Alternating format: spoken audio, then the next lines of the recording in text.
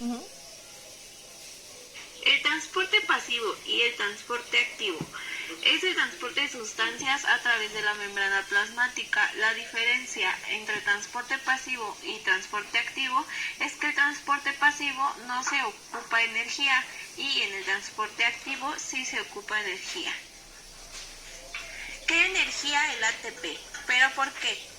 Porque el transporte pasivo siempre va a ir a favor del gradiente de concentración, en diferencia con el transporte activo, que siempre va a ir en contra del gradiente de concentración. Pero, ¿qué es esto? Tanto fuera de la célula como dentro, la concentración de sustancias siempre será diferente. Habrá un lugar donde hay mayor concentración y un lugar donde hay menor concentración. Cuando se habla que se va a favor del gradiente de concentración, es cuando se viaja en un lugar de mayor concentración a un lugar de menor concentración. Lo realiza el transporte pasivo sin gasto energético, ya que es más fácil sacar o meter sustancias a un lugar donde hay mayor espacio para ellas. Y cuando ocurre esto, se dice que es a favor del gradiente. Cuando se habla que se va en contra del gradiente de concentración, es sacar o meter sustancias de un lugar de menor concentración a un lugar de mayor concentración.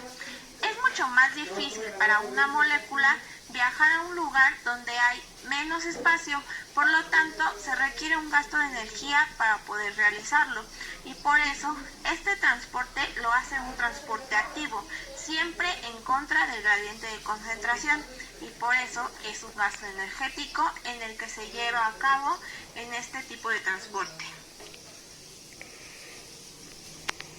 Existen dos tipos de transporte pasivo, el simple y el facilitado. El transporte simple es aquel en el que las moléculas atraviesan sin ningún problema los fosfolípidos de la membrana plasmática, y a eso se les conoce con el nombre de difusión. El transporte facilitado, su nombre lo dice, es aquel que una proteína le facilita la entrada a unas moléculas que no pueden atravesar a los fosfolípidos. Ambos casos, el simple y el facilitado, siempre van a ir a favor del gradiente de concentración. Un ejemplo es una molécula de oxígeno que va a atravesar a los fosfolípidos sin ningún problema, porque va a ir a favor del gradiente de concentración, ya que la concentración del oxígeno será mayor afuera de la célula que adentro. Cuando la célula ocupa el oxígeno para respirar, como producto de desecho origina CO2.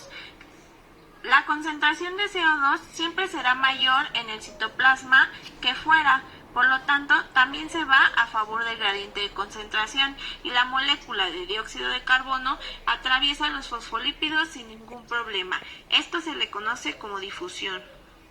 Las moléculas de agua no son compatibles con los fosfolípidos, por lo tanto necesitan ingresar al citoplasma de otra manera.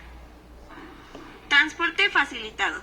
Como vimos, la molécula de agua no puede atravesar los fosfolípidos, por lo tanto, utiliza una proteína canal que le va a facilitar la entrada al citoplasma de la célula. Hay otras proteínas transportadoras que no necesitan un gasto energético, por lo cual una molécula de glucosa que no puede atravesar una proteína canal, ya que es demasiado grande, utiliza una proteína transportadora. Esta se adhiere a la proteína y cambia su configuración, por lo tanto, la hace ingresar sin ningún problema al citoplasma. La concentración de glucosa siempre es mayor en el líquido extracelular que en el citoplasma, por lo tanto, siempre va a favor del gradiente de concentración. Transporte activo. Un claro ejemplo de transporte activo es la bomba de sodio-potasio, que se lleva a cabo a través de las proteínas transportadoras que se activan con una molécula de ATP. La célula envía 3 moléculas de sodio a esta proteína. Lo que hará es que su configuración cambia, atrayendo una molécula de ATP.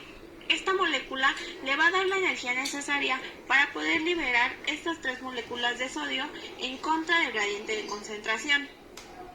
Como esta proteína ahora tiene un fosfato, su configuración cambia y en lugar de recibir moléculas de sodio, acepta moléculas de potasio. En este caso, las moléculas de potasio se adhieren a la proteína y nuevamente cambia su configuración. Pierde un fosfato y la proteína regresa a su estado inicial. El estado inicial quiere a las moléculas de sodio y odia a las moléculas de potasio.